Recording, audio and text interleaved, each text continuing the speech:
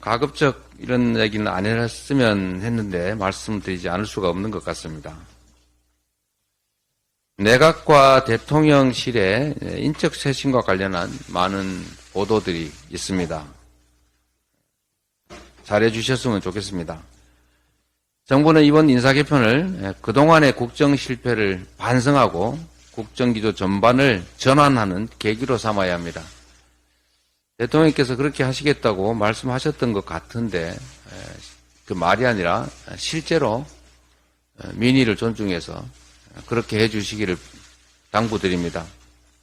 그런데 하마평에 오르고 있는 분들의 면면을 보면 대통령께서 과연 총선 민의를 수용할 생각을 가지고 계신지 상당히 우려됩니다.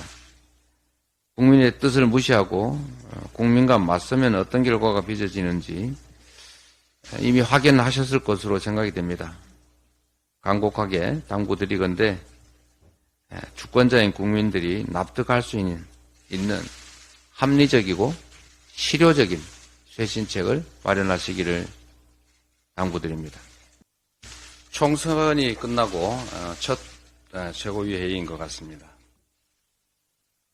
정치의 본령은 뭐라 해도 역시 민생 문제라고 생각됩니다. 악화일로인 민생 경제에 여야가 힘을 모아야 되겠습니다. 민생 경제를 둘러싼 환경이 갈수록 악화일로입니다. 고물가, 고금리, 고환율, 이 3중고로 국민의 고통이 극심한 상태에서 지금 이스라엘, 이란 갈등 고조라는 새 복병까지 즉 등장했습니다. 벌써부터 시장 상황이 예사롭지 않습니다. 가뜩이나 심각한 유가 그리고 환율 불안이 지금보다 더 악화될 가능성이 높습니다. 그럴 경우에 경제가 더욱 험난한 수렁으로 빠지게 될 것입니다. 일각에서는 70년대 5.1 쇼크의 버금가는 스태그플레이션 우려가 제기되기도 합니다. 초유의 민생 경제 위기 돌파를 위한 국가 차원의 대책이 꼭 필요합니다. 거듭 말씀드리지만 민생 살리기에 정치가 제 역할을 하라 하는 것이 이번 총선 민의입니다. 우리 민주당은 이런 절박한 국민의 뜻을 받들겠습니다. 정쟁이 아닌 민생에 집중해야 합니다. 대통령과 정부, 여당 역시 오로지 민생에만 국정 동력을 집중해야 할 것입니다. 4월 10일 이전의 국정과 그 이후의 국정은 완전히 달라져야 할 것입니다. 의정 갈등이 전혀 해결 기미가 없습니다. 국민들의 고통이 너무 큽니다.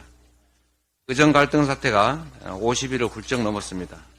그런데 양측이 강대강 대치를 고집하면서 국민의 피해만 점점 커지고 있습니다.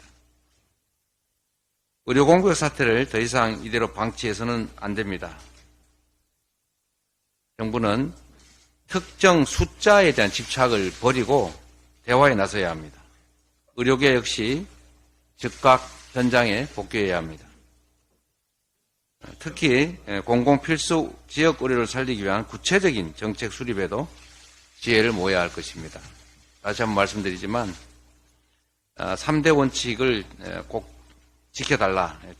정부는 대화를, 의료계는 복귀를, 그리고 전체적으로 실효적 대책을 가지고 논의해야 된다라는 말씀을 드립니다. 사태의 원만하고 종합적인 해결을 위해서는 사회적 중지를 모을 필요가 있습니다.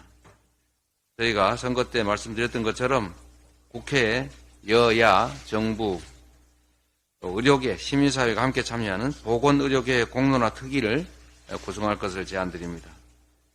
사회적인 대타협안 마련을 위해서 이 시급한 의료대란 해소를 위해서 정부 여당의 대승적 결단을 촉구합니다.